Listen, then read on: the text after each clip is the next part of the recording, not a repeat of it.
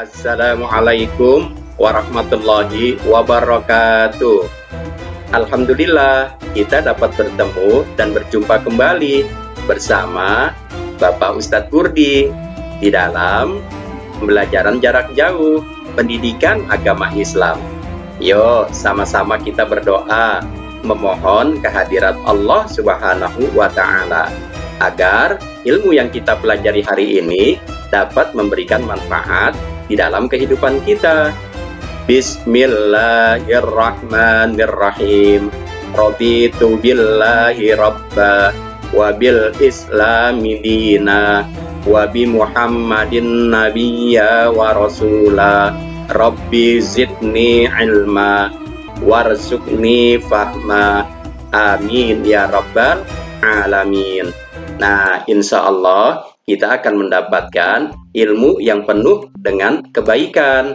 Nah, anak-anakku yang soleh dan soleha, pada kali ini materi kita adalah pelajaran ketujuh, menerima kodok dan kodar di dalam pelajaran pendidikan agama Islam kelas 6. Nah, anak-anakku yang soleh dan soleha, tujuan pembelajaran kita kali ini adalah sebagai berikut.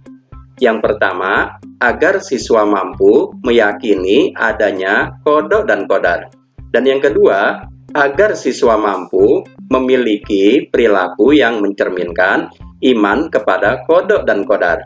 Dan yang ketiga, agar siswa mampu memahami hikmah beriman kepada kodok dan kodar yang dapat membentuk perilaku akhlak yang mulia. Nah, anak-anakku yang soleh dan yang soleha, itulah tujuan pembelajaran kita kali ini. Adapun materinya yaitu pengertian qadar.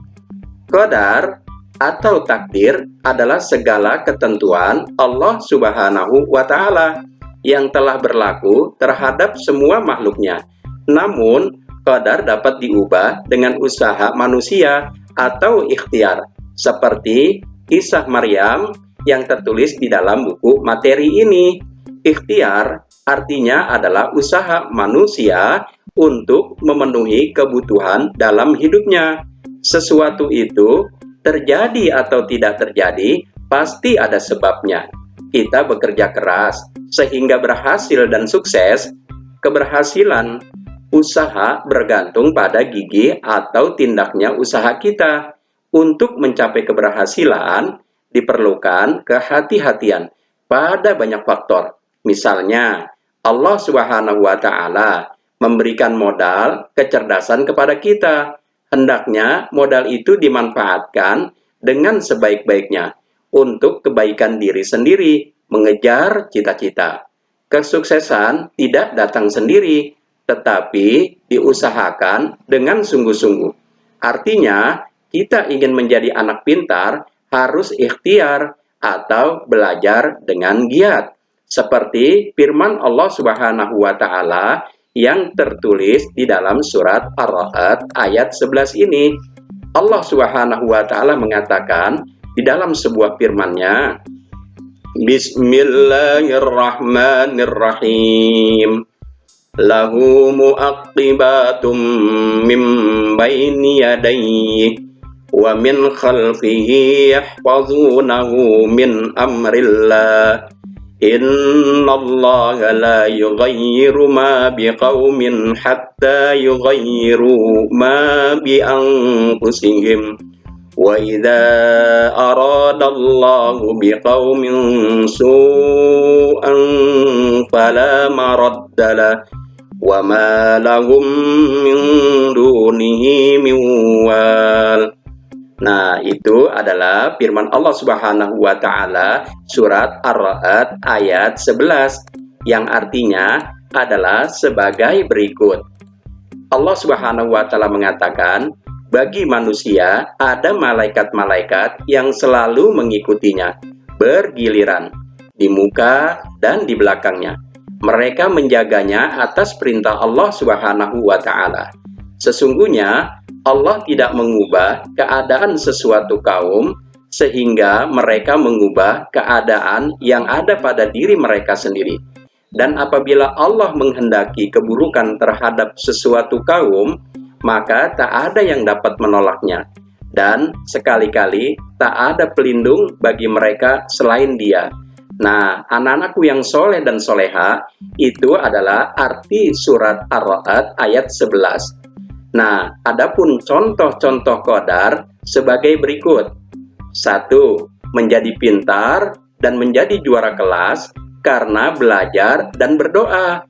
Dan yang kedua, ingin menjadi juara lomba pidato atau juara lomba cerdas cermat karena gigi berlatih.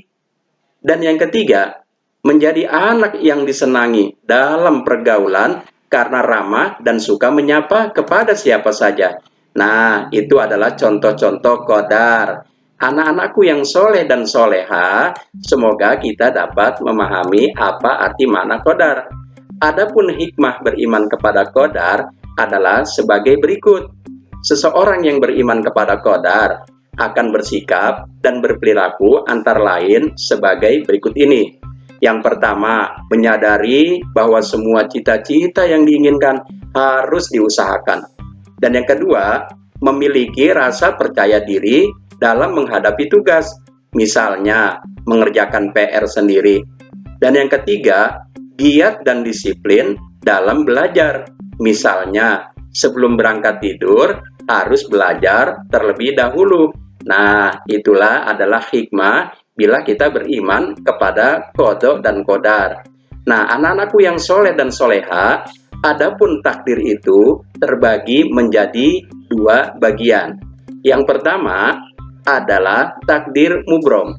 Takdir mubrom adalah ketentuan dari Allah Subhanahu wa Ta'ala yang tidak dapat diubah oleh manusia, seperti bayi lahir laki-laki atau perempuan, kematian, terjadinya hari kiamat, dan sebagainya. Itu adalah takdir mubrom yang tidak bisa dapat dirubah.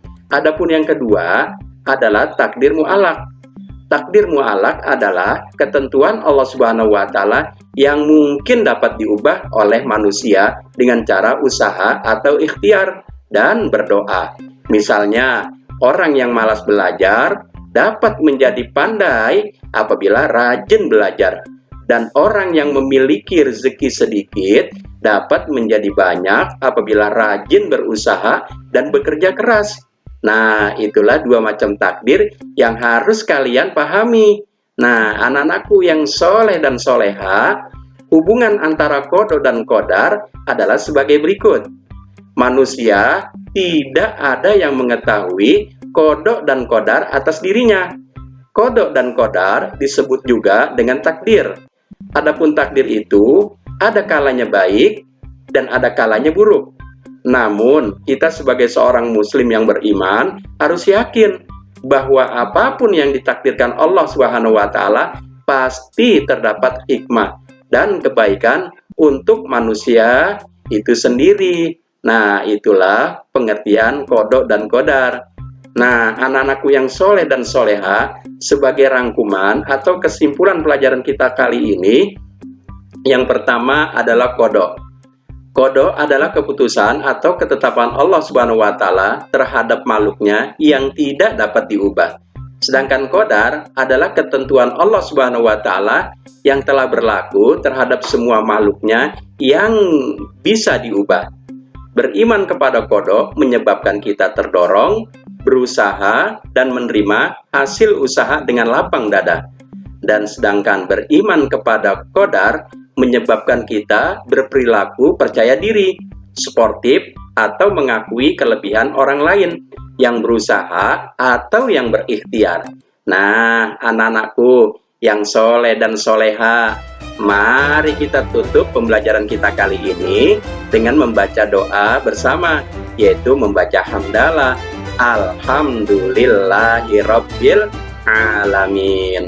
Semoga apa yang kita pelajari hari ini dapat memberikan kemanfaatan buat kehidupan kita dan dapat kita amalkan. Nah, Pak Ustadz Burdi mohon diri. Insya Allah kita akan bertemu kembali dalam acara yang sama, yaitu pembelajaran jarak jauh. Terima kasih. Semoga ilmunya bermanfaat.